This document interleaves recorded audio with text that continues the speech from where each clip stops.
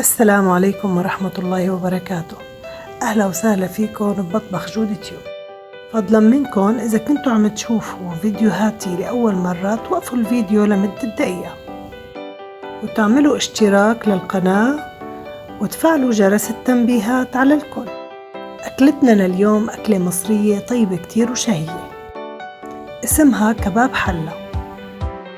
وقبل ما نبدأ بطبختنا لا تنسوا تحطوا لايك وتعملوا شير لكل الأحباب والأصحاب.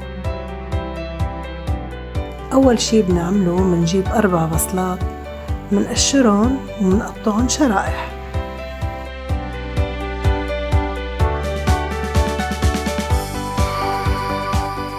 منجيب 3 سنن توم ومنهرسهم منيح، ومنحط الحلة على النار ومنحط فيها زيت مازولا ومعلقة سمنة منيحة. ولبين ما دابت السمنة على النار منجهز البهارات اللي هن عود قرفة و4 ورقات لورا أو غار، كزبرة وبابريكا ومعلقة بهار أسود.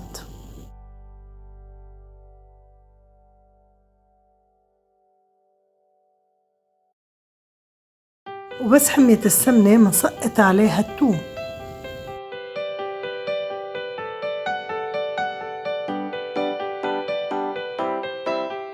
وبس صار الثوم لونه ذهبي بننزل الكزبرة،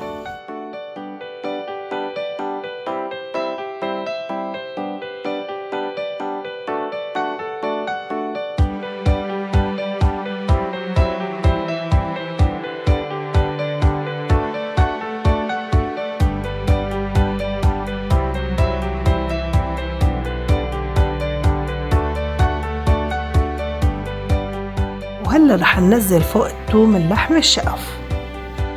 إذن عيار الأكلة 4 بصلات ونص كيلو لحمة شقف، يعني يكون هيك مقاس الشقف.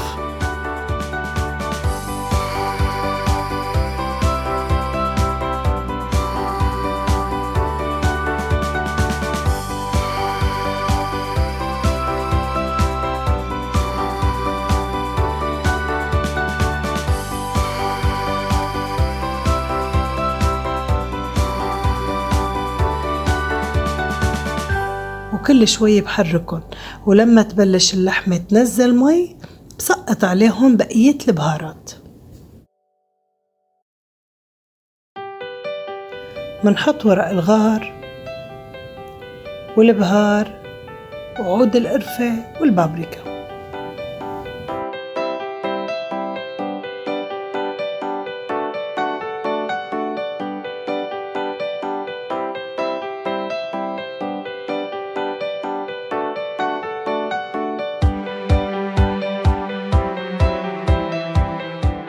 وهلأ بحرك اللحمة وبغطي الطنجرة وبضعف تحت منهم.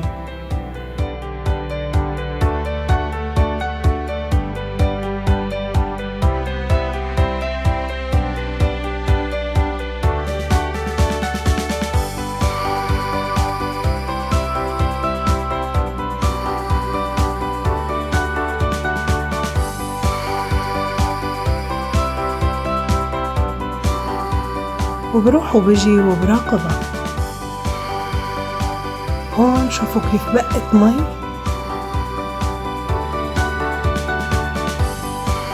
بحركها وبشوف سواها. إذا بدها السوا برجع بسكر عليها وبتركها شوي. لما حسيت إني استوت، يعني استوت مثل بيقولوا 3/4 السوا، بسقط عليها بصل الشرايح، بحركهم مع بعض وبغطيها كرمال تدبل البصلة.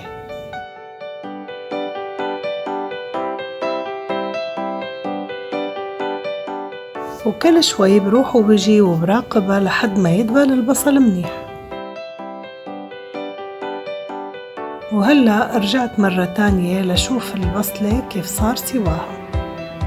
لسه بدها سوا، حركتها شوي وبرجع بغطيها لحد ما قصة تدبل البصلة أكتر.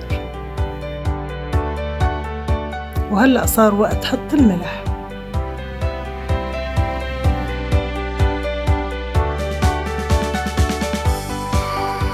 بحركها وبرد بغطيها لحتى يدبل البصل أكتر.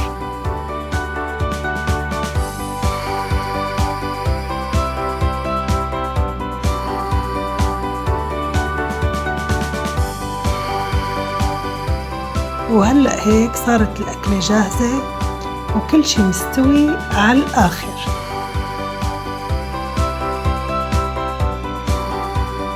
وبجيب الصحن وبسكب فيه الأكلة.